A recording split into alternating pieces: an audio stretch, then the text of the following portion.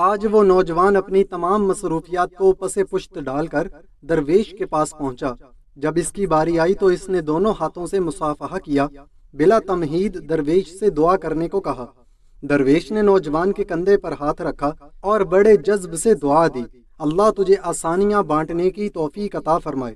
دعا لینے والے نے حیرت سے کہا، حضرت الحمدللہ، ہم مال پاک کرنے کے لیے ہر سال وقت پر زکوٰۃ نکالتے ہیں، بلاؤں کو ٹالنے کے لیے حسب ضرورت صدقہ بھی دیتے ہیں، اس کے علاوہ ملازمین کی ضرورتوں کا بھی خیال رکھتے ہیں۔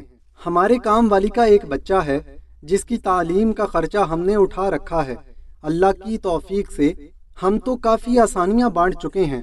درویش تھوڑا سا مسکرایا اور بڑے دھیمے اور میٹھے لہجے میں بولا، میرے بچے، سانس، پیسے، کھانا، یہ سب تو رزق کی مختلف قسمیں ہیں، اور یاد رکھو رازق اور الرزاق صرف اور صرف اللہ تعالیٰ کی ذات ہے، تم یا کوئی اور انسان یا کوئی اور مخلوق نہیں۔ تم جو کر رہے ہو اگر یہ سب کرنا چھوڑ بھی دو تو اللہ تعالیٰ کی ذات یہ سب فقط ایک سماعت میں سب کو عطا کر سکتی ہے۔ اگر تم یہ کر رہے ہو تو اپنے اشرف المخلوقات ہونے کی ذمہ داری ادا کر رہے ہو۔ درویش نے نرمی سے اس کا ہاتھ اپنے دونوں ہاتھوں میں لیا اور پھر بولا، میرے بچے، آؤ میں تمہیں سمجھاؤں کہ آسانیاں بانٹنا کسے کہتے ہیں۔ کبھی کسی اداس اور مایوس انسان کے کندھے پہ ہاتھ رکھ کر پیشانی پر کوئی شکن لائے بغیر 1 گھنٹہ اس کی لمبی اور بے مقصد بات سننا آسانی ہے۔ اپنی ضمانت پر کسی بیوہ کی جوان بیٹی کے رشتے کے لیے سنجیدگی سے تگ و دو کرنا آسانی ہے۔ صبح دفتر جاتے ہوئے اپنے بچوں کے ساتھ محلے کے کسی یتیم بچے کی اسکول لے جانے کی ذمہ داری لینا یہ آسانی ہے۔ اگر تم کسی گھر کے داماد یا بہنوئی ہو تو خود کو سسرال میں خاص اور افضل نہ سمجھنا یہ بھی آسانی ہے۔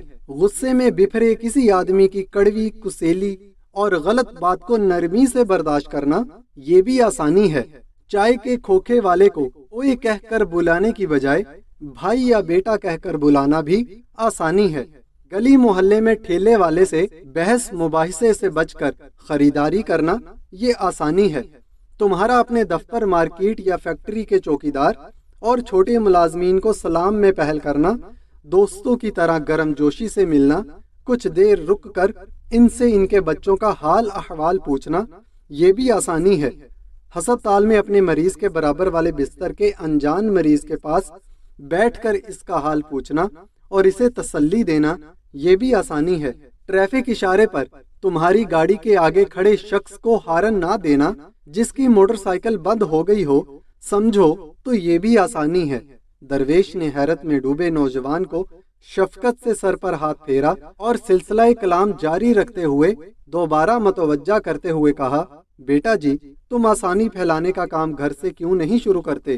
آج واپس جا کر باہر دروازے کی گھنٹی صرف 1 مرتبہ دے کر دروازہ کھلنے تک انتظار کرنا۔ آج سے باپ کی ڈانٹ ایسے سننا جیسے موبائل پر گانے سنتے ہو۔ آج سے ماں کی پہلی آواز پر جہاں کہیں ہو فوراً ان کے پاس پہنچ جایا کرنا، اور انہیں تمہیں دوسری آواز دینے کی نوبت نہ آئے۔ بہن کی ضرورت اس کے تقاضا اور شکایت سے پہلے پوری کرو۔ آئندہ سے بیوی کی غلطی پر سب کے سامنے اس کو ڈانٹ ڈبٹ مت کرنا۔ سالن اچھا نہ لگے تو دسترخوان پر ہر شکایت بلند نہ کرنا۔ کبھی کپڑے ٹھیک استری نہ ہو تو خود استری درست کر لینا۔ میرے بیٹے، ایک بات یاد رکھنا، زندگی تمہاری محتاج نہیں، تم زندگی کے محتاج ہو۔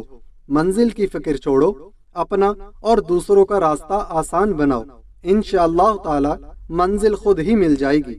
آئیں صدقے دل سے دعا کریں کہ اللہ تعالی ہم سب کو آسانیاں بانٹنے کی توفیق عطا فرمائے۔ آمین ثم آمین یا رب العالمین۔